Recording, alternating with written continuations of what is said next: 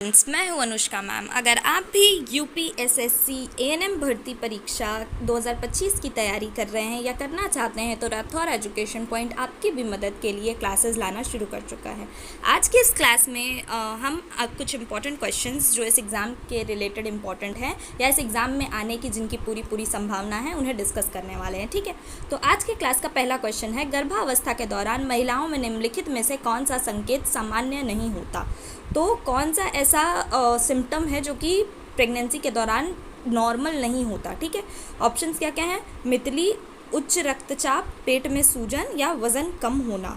तो इसका सही आंसर क्या है, इसका सही आंसर है उच्च रक्तचाप। ये क्या है, हाई बीपी होना जो है, हाई बीपी का जो केस है वो बिल्कुल भी नॉर्मल नहीं है। इससे क्या है, इससे गंभीर कॉम्प्लिकेशंस, मेडिकल कॉम्प्लिकेशन जैसे प्रीक्लैम्प्सिया जैसे सिचुएशंस हो सकती हैं। ठीक है, और बाकी जो है मितली होना या पेट में सूजन होना या वज़न बढ़ना, ये सारे क्या हैं, सामान्य चीज़ें हैं। ठीक है, अगला है एनीमिया, रक्ताल्पता का मुख्य कारण क्या है। एनीमिया का मेन वजह क्या है। ऑप्शंस क्या क्या है, आयरन की कमी, कैल्शियम की कमी, प्रोटीन की कमी या विटामिन डी की कमी। तो एनीमिया एक बीमारी है जिसमें शरीर में किस चीज़ की कमी होती है, आयरन यानी Fe की कमी होती है। ठीक है, आयरन की कमी के कारण बॉडी में क्या होता है, हेमोग्लोबिन का मात्रा कम हो जाता है और एनीमिया का सिचुएशन देखने को मिलता है। ठीक है, अगला क्वेश्चन देखते हैं, नवजात शिशु की नाड़ी की सामान्य दर क्या होती है। तो एक जो न्यू बॉर्न बेबी होता है उसका पल्स कितना होता है नॉर्मली। ठीक है, ऑप्शंस क्या क्या है, 120 से 160 धड़कन प्रति मिनट, 80 से 100 धड़कन प्रति मिनट, 60 से 80 धड़कन प्रति मिनट या 100 से 120 धड़कन प्रति मिनट। तो इसका सही आंसर क्या है, इसका सही आंसर है 120 से 160 धड़कन प्रति मिनट। जी हाँ, न्यू बॉर्न बेबी जो होता है उसका पल्स एडल्ट से ज़्यादा होता है, वो ज़्यादा बार उसका जो धड़कन है वो नॉर्मल एक बड़े व्यक्ति से ज़्यादा होता है क्योंकि उसका जो हार्ट होता है वो तेज़ी से पंप कर रहा होता है। ठीक है, अगला क्वेश्चन देखते हैं, शिशु के लिए सर्वोत्तम आहार क्या है। तो ये बिल्कुल कॉमन सा क्वेश्चन है कि शिशु के लिए सर्वोत्तम आहार क्या होता है। ऑप्शंस क्या क्या है, कृत्रिम दूध, केवल पानी, स्तनपान या फल या सब्जी। तो शिशु के लिए सबसे सर्वोत्तम आहार क्या होता है, स्तनपान।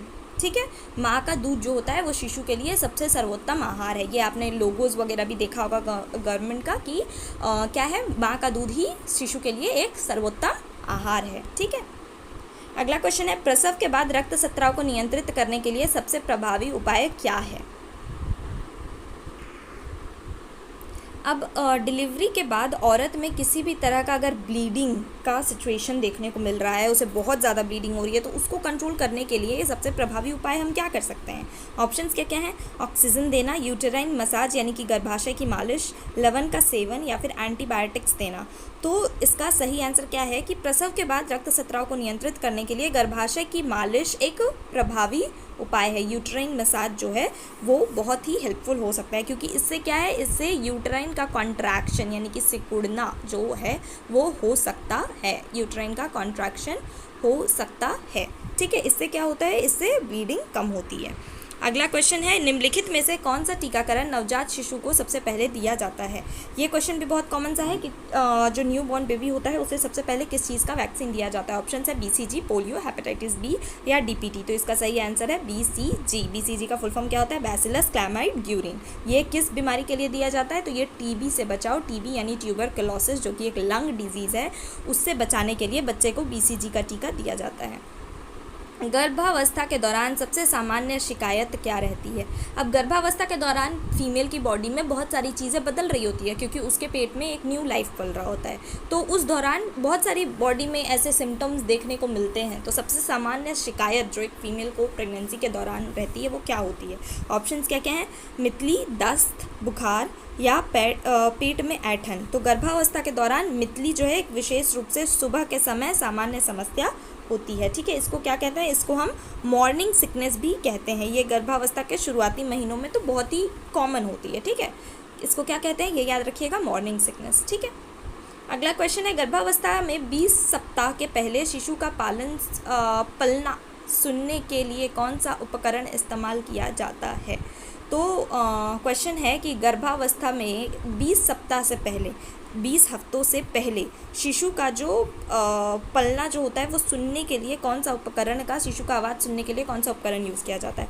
ऑप्शंस क्या क्या है, स्टेथोस्कोप, डॉपलर, हृदय गति मापी मशीन या फिर ऑक्सीमीटर। तो इसका सही आंसर क्या है? इसका सही आंसर है डॉपलर। आप लोगों ने अगर कभी ड्यूटी किया होगा हॉस्पिटल में तो ये बहुत ही कॉमन इंस्ट्रूमेंट है जो कि देखा भी होगा।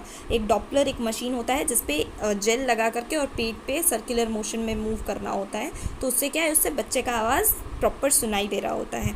और वो यहाँ तक कि हार्ट बीट बताने के भी काम आता है कि बच्चे का जो हार्ट बीट है वो कितना है, नॉर्मल है या नहीं है, ये भी उस डॉपलर से ही चेक करते हैं। ठीक है, अगला क्वेश्चन है, निम्नलिखित में से कौन सा शारीरिक परिवर्तन प्रसव के दौरान होता है?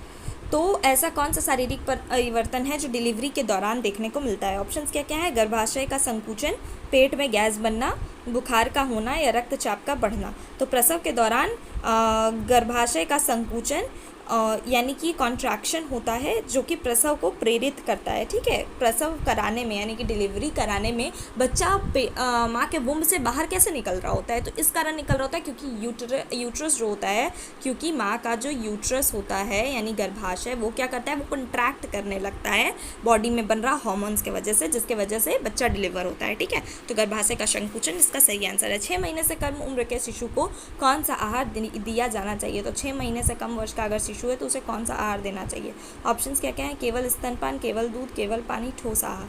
तो इसका सही आंसर क्या है? केवल स्तनपान। 6 महीने से कम के बच्चों को माँ के दूध के सिवा और किसी भी चीज़ की ज़रूरत नहीं होती है, यहाँ तक कि पानी भी उसे माँ के दूध से ही मिल जाता है। उसकी जो वाटर रिक्वायरमेंट्स होती हैं वो भी फुलफिल हो जाती हैं, उसे एक्स्ट्रा में किसी भी चीज़ को देने का ज़रूरत नहीं होता। ठीक है, अगला क्वेश्चन है, गर्भावस्था के दौरान आमतौर पर कौन सा आहार सेवन करने की सलाह दी जाती है? ऑप्शंस क्या क्या हैं? उच्च कैलोरी वाला आहार, संतुलित आहार, उच्च वसा वाला आहार या केवल फल और सब्जियां।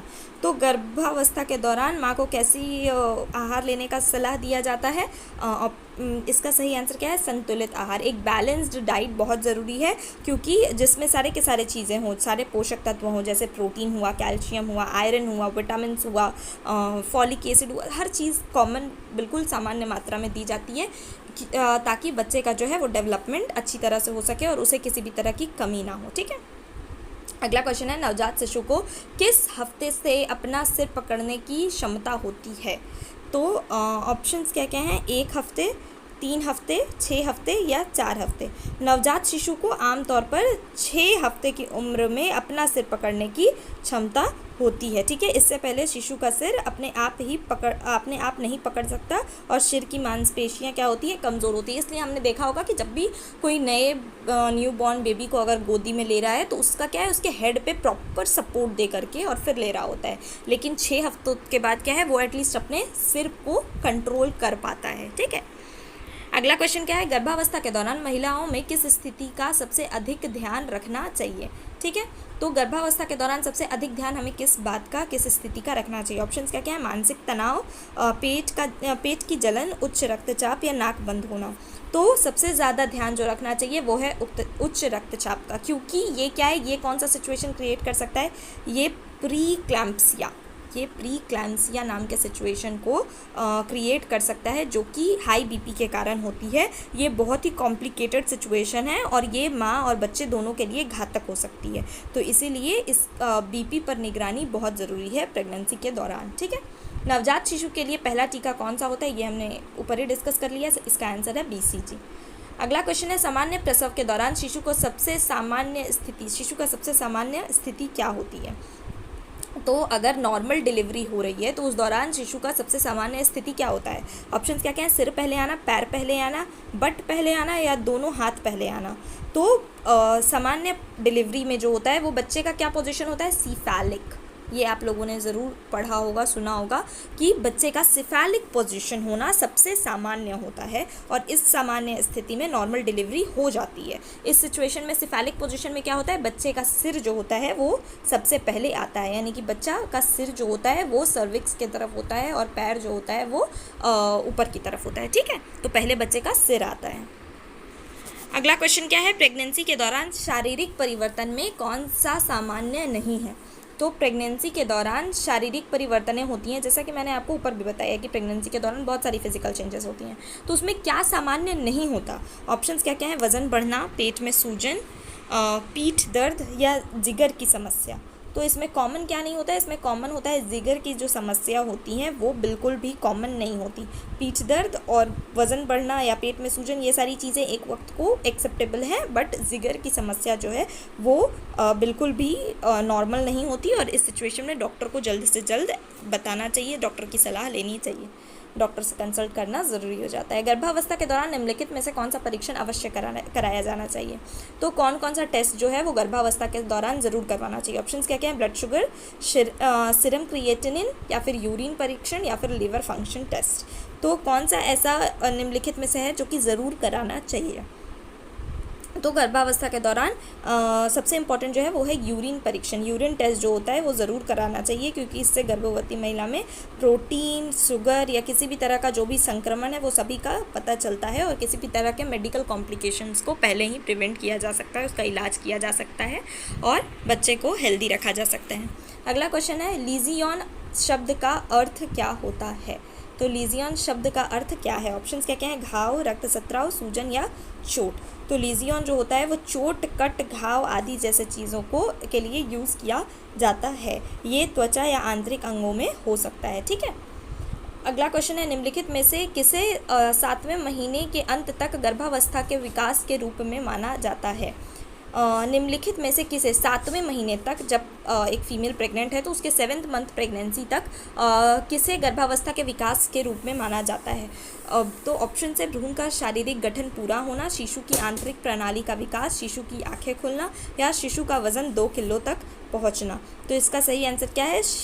भ्रूण का शारीरिक गठन पूरा होना। तो 7वें महीने तक बच्चा का शरीर जो है वो पूरी तरह से बन जाता है, और इसके बाद क्या है, इसके बाद आगे का जो समय है उसमें शिशु का क्या होता है, इसमें शिशु मैच्योर हो रहा होता है, इसमें जो बेबी होता है वो मैच्योर हो रहा होता है, उसका गठन जो होता है वो ऑलमोस्ट पूरा हो चुका होता है 7वें महीने तक। ठीक है।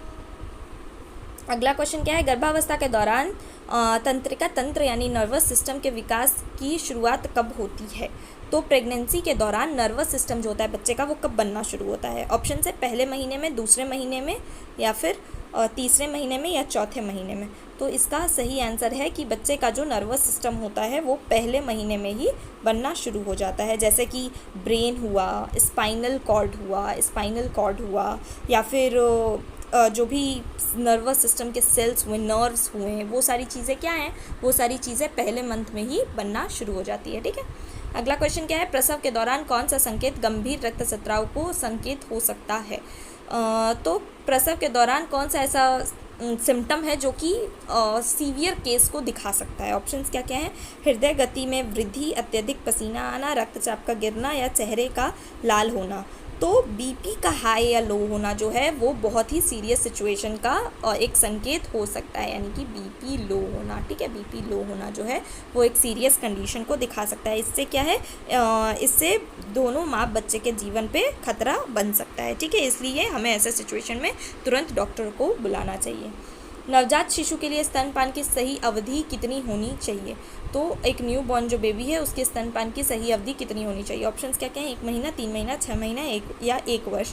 तो 6 महीने तक तो बिल्कुल एक्सक्लूसिव ब्रेस्ट फीडिंग देना चाहिए। इसके बाद धीरे धीरे लिक्विड फूड, फिर सेमी लिक्विड, ये सारी चीज़ें बाहर से बच्चे को दिया जा सकता है, बट 6 महीने तक सिर्फ और सिर्फ ब्रेस्ट फीडिंग पे ही एक बेबी को रखना चाहिए, जिसको हम एक्सक्लूसिव ब्रेस्ट फीडिंग कहते हैं।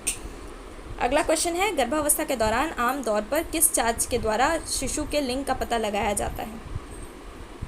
तो जैसा कि आपने देखा होगा, ये इंडिया में बैन भी है बच्चे का जेंडर का पता लगाना, बट ऐसा कौन सा टेस्ट है जो कि प्रेगनेंसी के दौरान बच्चे का जेंडर जिससे पता लगाया जा सकता है? तो ऑप्शंस क्या क्या हैं?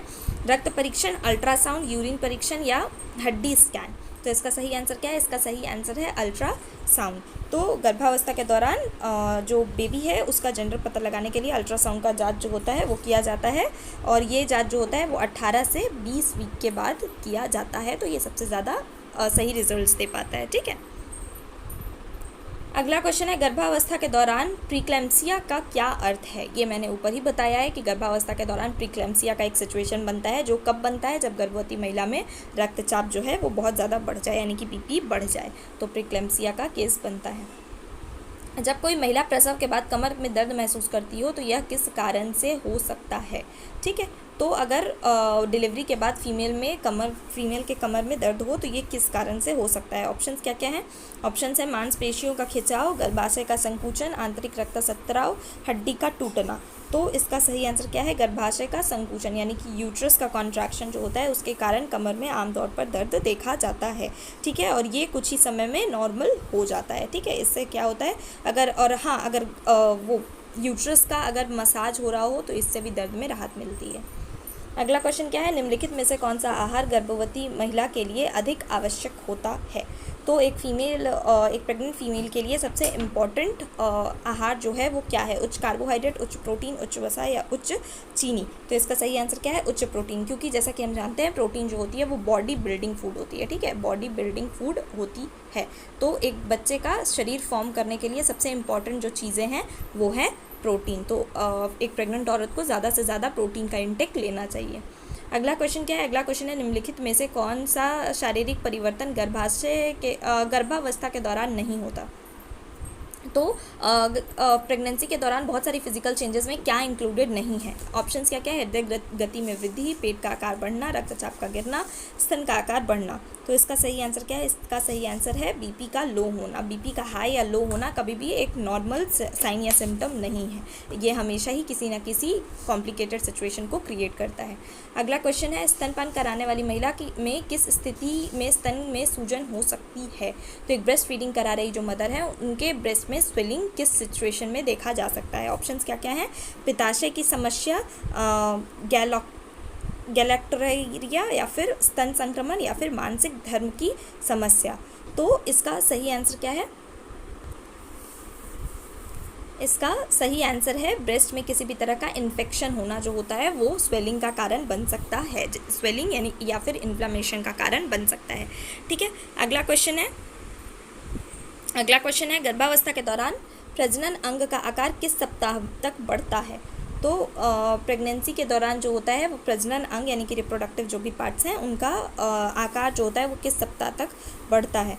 तो इसका सही आंसर क्या होगा, ऑप्शंस क्या क्या हैं, 6 सप्ताह, 12 सप्ताह, 20 सप्ताह या फिर 40 सप्ताह। तो इसका सही आंसर क्या है, इसका सही आंसर है 20 सप्ताह। 20 सप्ताह तक गर्भाशय का आकार जो है वो बढ़ता है और ये पेट के अंदर अधिक जगह बनाता है ताकि इसमें बेबी जो है वो अच्छी तरह से विकास कर सके। ठीक है, अगला क्वेश्चन क्या है, अगला क्वेश्चन है किस समय में नवजात शिशु की नाभि का गुच्छा गिर जाता है। तो जो न्यू बॉर्न बेबी है उसका जब प्लेसेंटा से अम्बिकल कॉर्ड कट किया जाता है तो वो कब गिर जाता है, सूख करके, जैसा कि हमने नॉर्मली देखा होगा कि वो सूख कर गिर जाता है। तो वो कितने समय में गिरता है। ऑप्शंस है पहले सप्ताह, तीसरा सप्ताह, 5वां सप्ताह या 10वें सप्ताह। तो इसका सही आंसर है 5वें सप्ताह तक, 2 से 3 सप्ताह के बीच, लेकिन कुछ बच्चों में 4 से 5 सप्ताह तक भी देखा जा सकता है। ठीक है, अगला क्वेश्चन है गर्भवती महिला में गर्भावस्था का उच्च रक्तचाप, हाइपरटेंशन इन प्रेगनेंसी किसे कहा जाता है। तो हाइपरटेंशन इन प्रेगनेंसी किसको कहा जाता है। ऑप्शंस क्या क्या है, उच्च रक्तचाप का बढ़ना गर्भावस्था के दौरान, रक्तचाप की सामान्य वृद्धि, गर्भावस्था के बाद रक्तचाप में वृद्धि या गर्भावस्था से पहले रक्तचाप का बढ़ना। तो इसका सही आंसर क्या है, उच्च रक्तचाप का बढ़ना गर्भावस्था के दौरान। हाई बीपी के केस को हाइपरटेंशन इन प्रेगनेंसी कहते हैं। कोलेस्ट्रम का अर्थ क्या है। तो कोलेस्ट्रम किसे कहते हैं। ऑप्शंस क्या क्या हैं, एक प्रकार की शारीरिक बीमारी, पहली बार स्तन से निकला दूध या फिर शिशु के लिए अवशोषक पदार्थ या फिर गर्भाशय में बदलाव। तो इसका सही आंसर क्या है, पहली बार स्तन से निकला दूध। कोलेस्ट्रम क्या होता है, एक येलो कलर का गाढ़ा फ्लूइड होता है, गाढ़ा मिल्क होता है जो कि बच्चे के लिए बहुत ही ज़्यादा इंपॉर्टेंट होता है क्योंकि इसमें बहुत सारे एंटीबॉडीज़ और न्यूट्रिएंट्स प्रेजेंट होते हैं। ठीक है, अगला क्वेश्चन है प्रसव के बाद गर्भवती महिला को शारीरिक आराम के लिए कितने दिन की अवधि आवश्यक होती है। तो एक औरत जो डिलीवर कर चुकी है बेबी, उसके लिए फिजिकल आराम जो है, रेस्ट जो है वो कितने टाइम तक इंपॉर्टेंट होती है। ऑप्शंस क्या क्या हैं, 10 से 15 दिन, 15 से 20 दिन, 40 दिन या 60 दिन। तो इसका सही आंसर क्या है, इसका सही आंसर है 40 दिन। 40 दिन का रेस्ट जो होता है वो एक डिलीवर की हुई न्यू मदर को दिया जाता है। ठीक है, अगला क्वेश्चन क्या है, विटामिन डी की कमी से कौन सी समस्या उत्पन्न हो सकती है। तो विटामिन डी की कमी से हमारे शरीर में कौन सी बीमारी हो सकती है। ऑप्शंस क्या क्या है, रात का अंधेरा, रिकेट्स, कम आयरन या रक्त की कमी। तो रिकेट्स जो बीमारी है वो विटामिन डी की कमी से होती है। इसमें क्या होते हैं, इसमें बोन्स जो होते हैं वो वीक हो जाते हैं, बोन जो होते हैं वो वीक हो जाते हैं। क्यों, क्योंकि विटामिन डी जो है वो बॉडी में कैल्शियम के एब्जॉर्प्शन के लिए बहुत इंपॉर्टेंट होता है। तो अगर विटामिन डी की कमी हो जाती है तो कैल्शियम ठीक से एब्जॉर्ब नहीं हो पाएगा और इसके कारण बोन में वीकनेस देखने को मिलेगी। ठीक है, अगला क्वेश्चन है, गर्भावस्था के दौरान महिला में गैस्ट्रोइंटेस्टाइनल डिसऑर्डर यानी कि जीआई डिसऑर्डर के सामान्य लक्षण क्या हो सकते हैं। ऑप्शंस क्या क्या हैं, मितली और उल्टी, बुखार और खांसी, सीने में जलन और कब्ज या फिर रक्तचाप का बढ़ना। तो जीआई डिसऑर्डर यानी कि जो हमारा डाइजेस्टिव ट्रैक है उसमें जो किसी भी तरह का जो इन्फेक्शन है उसके लक्षण क्या हो सकते हैं। तो इसका सही आंसर क्या है, सीने में जलन और कब्ज़ जो होता है वो इसका सही आंसर है। इस सिचुएशन में डॉक्टर से कंसल्ट करना इम्पॉर्टेंट होता है। ठीक है, गर्भावस्था के दौरान महिलाओं के शरीर में कौन सा हार्मोन अधिक बनता है। तो प्रेगनेंसी के दौरान फीमेल में सबसे ज़्यादा बन रहा हार्मोन कौन सा होता है। ऑप्शंस क्या क्या हैं, इंसुलिन, ऑक्सीटोसिन, प्रोजेस्टेरॉन या टेस्टोस्टेरॉन। तो इसका सही आंसर क्या है, इसका सही आंसर है प्रोजेस्टेरॉन। प्रोजेस्टेरॉन जो होता है वो प्रेगनेंसी के दौरान बिल्कुल अच्छा भला अमाउंट में बॉडी में बन रहा होता है, उसका स्तर हमेशा बढ़ा होता है और ये क्या करता है, ये प्रेगनेंसी ये जो फीटस होता है उसके डेवलपमेंट में बहुत ज़्यादा इम्पॉर्टेंट होता है। ठीक है, और जो क्या कहते हैं डिलीवरी होती है वो प्रोजेस्टेरॉन का लेवल गिरने के बाद होती है। गर्भावस्था के दौरान फॉलिक एसिड की कमी से कौन सी समस्या हो सकती है। तो फॉलिक एसिड जैसा कि हम जानते हैं प्रेग्नेंट वुमेन के लिए बहुत इंपॉर्टेंट होती है, तो उसकी कमी से कौन सी डिजीज़ या कौन सी समस्या हो सकती है। ऑप्शंस क्या क्या है, शारीरिक विकास में समस्या, भ्रूण में तंत्रिका तंत्र दोष या फिर सांस की समस्या या फिर गर्भवती महिला में मोटापा। तो इसका सही आंसर क्या है, इसका सही आंसर है फीटस में नर्वस सिस्टम से रिलेटेड किसी भी तरह का डिसऑर्डर फॉलिक एसिड की कमी के कारण हो सकता है। तो इससे बचाने के लिए हम जो प्रेग्नेंट फीमेल होती हैं उन्हें आयरन और फॉलिक एसिड के टैबलेट्स बाहर से सप्लीमेंट में देते हैं ताकि फॉलिक एसिड और आयरन की किसी भी तरह की कमी उनके बॉडी में ना हो। ठीक है, अगला क्वेश्चन है, प्रसव के दौरान गर्भाशय के अनुबंधों को क्या कहा जाता है। तो डिलीवरी के दौरान गर्भाशय के अनुबंधों को क्या कहते हैं। ऑप्शंस क्या क्या हैं, हाइपरटेंशन, लेबर पेन, परिधीय पेन या फिर मांसपेशियों का खिंचाव। तो उसे हम क्या कहते हैं, उसे लेबर पेन कहते हैं। गर्भाशय के दौरान अनुबंध होते हैं जिन्हें लेबर पेन कहा जाता है। इसमें क्या होता है, यूट्रस का कॉन्ट्रैक्शन होता है। ठीक है, जो कि शिशु के बर्थ के लिए बहुत इंपॉर्टेंट होता है। प्रेगनेंसी के दौरान स्तन में किस प्रकार के परिवर्तन होते हैं। तो प्रेगनेंसी के दौरान बॉडी में ही बहुत सारे के चेंजेस होते हैं, ब्रेस्ट में भी होते हैं क्योंकि ब्रेस्ट प्रिपेयर कर रहा होता है खुद को मिल्क बनाने के लिए, बच्चे को फीड करने के लिए। तो ऑप्शन क्या क्या है, स्तन में शक्ति और सूजन, रंग में बदलाव और दर्द, स्तन का आकार बढ़ना या सभी उपयुक्त। तो इसका सही आंसर क्या है, सभी उपयुक्त। स्तन में शक्ति भी होती है क्योंकि वो मिल्क बनाने के लिए खुद को प्रिपेयर कर रहा होता है, डेवलप कर रहा होता है, उसमें सूजन भी होता है, उसका आकार भी बढ़ता है, रंग में बदलाव भी होता है और दर्द भी थोड़ा हो सकता है। ठीक है, ये एक आम प्रॉब्लम है। शिशु के जन्म के बाद सबसे पहले तत्कालीन देखभाल दी जानी चाहिए। तो बेबी के बर्थ के बाद सबसे तत्कालिक देखभाल क्या दी जानी चाहिए। ऑप्शंस क्या क्या है, नवजात शिशु का वजन मापना, नवजात शिशु को स्वच्छ करना, नवजात शिशु को स्तनपान कराना या नवजात शिशु की शारीरिक मूल्यांकन करना। तो इसका सही आंसर क्या है, इसका सही आंसर है न्यू बॉर्न बेबी को ब्रेस्ट फीडिंग कराना जो होता है, स्तनपान कराना, वो सबसे तत्कालीन देखभाल है जो बच्चे को दी जानी चाहिए। जैसा कि बोला जाता है कि नॉर्मल डिलीवरी के सिचुएशन में आधे घंटे के अंदर और अगर सी सेक्शन हुआ है तो भी 1 घंटे के अंदर बच्चे को ब्रेस्ट फीडिंग ज़रूर करानी चाहिए। अगला क्वेश्चन है, गर्भावस्था के दौरान कौन सी दवाइयाँ आम तौर पर दी जाती हैं। तो सबसे कॉमन दवाइयाँ जो प्रेगनेंसी के दौरान दी जाती हैं वो क्या होती हैं, एंटीबायोटिक्स, फॉलिक एसिड और आयरन, हार्मोन रिप्लेसमेंट थेरेपी या फिर एंटीहिस्टामिन। तो इसका सही आंसर है फॉलिक एसिड और आयरन की गोली, ताकि फॉलिक एसिड और आयरन की किसी भी तरह की डिफिशियंसी मदर में ना देखने को मिले। नवजात शिशु का पहला टीका कौन सा होता है, ये तो ऊपर ही डिस्कस किया हुआ क्वेश्चन है। BCG का वैक्सीन जो होता है वो सबसे पहले दिया जाता है। गर्भावस्था के दौरान हाई ब्लड शुगर के उच्च स्तर को क्या कहा जाता है। तो अगर ब्लड शुगर जो है वो बहुत ज़्यादा हो चुका है तो उसे हम क्या कहते हैं प्रेगनेंसी के दौरान। ऑप्शंस क्या क्या हैं, डायबिटीज़ मेलाइटिस, गर्भवती महिला का उच्च रक्तचाप, गर्भवती महिला का उच्च शर्करा या फिर गर्भावस्था के मधुमेह। तो इससे क्या कहते हैं, इसे हम कहते हैं जेस्टेशनल डायबिटीज़। ठीक है, इसका नाम क्या है, गर्भावस्था के मधुमेह, जिसको हम कहते हैं जेस्टेशनल डायबिटीज़। ठीक है, जेस्टेशनल डायबिटीज़। अगला क्वेश्चन देखते हैं, किस स्थिति में नवजात शिशु को डॉक्टर को तुरंत दिखाना चाहिए। तो कौन सा ऐसा सिचुएशन है जो कि नॉर्मल नहीं है और ऐसे सिचुएशन में बच्चे को तुरंत डॉक्टर के पास लेकर जाना चाहिए। ऑप्शंस क्या क्या हैं, शिशु का हंसी में बदलाव, शिशु का वजन बढ़ना, शिशु का तापमान 38 के ऊपर बढ़ जाना, या शिशु की आंखों का रंग बदलना। तो इसका सही आंसर क्या है, शिशु की तापमान 38 डिग्री सेल्सियस से अगर ज़्यादा होती है तो इस सिचुएशन में इन्फेक्शन का ये लक्षण होता है और बच्चे को तुरंत डॉक्टर के पास लेकर जाना चाहिए। गर्भवती महिला में खून की कमी एनीमिया के कारण कौन सी दवाइयाँ दी जाती हैं। तो एनीमिया जैसा कि मैंने बताया कि आयरन की कमी के से होता है, तो इसलिए आयरन के सप्लीमेंट्स जो हैं वो एनीमिया के केस में दिए जाते हैं, ताकि सिचुएशन में जो गर्भवती महिला है उसके सिचुएशन में सुधार आ सके और शिशु का विकास जो है वो नॉर्मल तरीके से हो सके। प्रसव के बाद किस प्रक्रिया का पालन करना आवश्यक है ताकि महिला को पुनः स्वस्थ सुनिश्चित किया जा सके। ऑप्शंस क्या क्या हैं, गर्भाशय का मसाज, शारीरिक परिश्रम बढ़ाना, शारीरिक आराम और आहार नियंत्रण, या फिर अधिक से अधिक पानी पीना।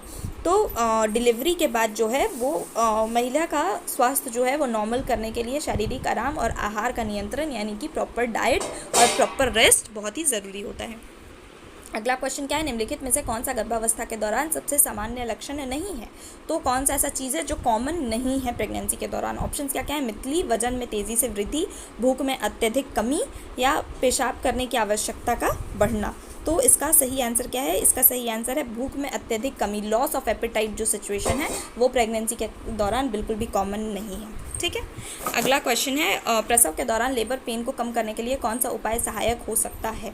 तो प्रसव के दौरान जो लेबर पेन हो रहा है डिलीवरी के दौरान, उसको कम करने के लिए कौन सा उपाय सहायक हो सकता है। ऑप्शंस क्या क्या है, दर्द निवारक दवाइयाँ, शारीरिक व्यायाम, गर्म पानी से स्नान, या फिर शारीरिक आराम। तो इसका सही आंसर क्या है, इसका सही आंसर है दर्द निवारक दवाइयाँ। ठीक है, एनाल्जेसिक्स जो होते हैं वो दर्द निवारक दवाइयाँ बहुत ज़्यादा हेल्पफुल हो सकती हैं एक फीमेल के लिए लेबर पेन को कम करने के लिए। नवजात शिशु के लिए कौन सा सबसे सुरक्षित आहार है। तो ये भी हमने ऊपर डिस्कस कर लिया है कि माँ का दूध जो होता है वो शिशु के लिए सबसे सुरक्षित आहार होता है। गर्भवती महिला को आयोडीन की आवश्यकता क्यों होती है।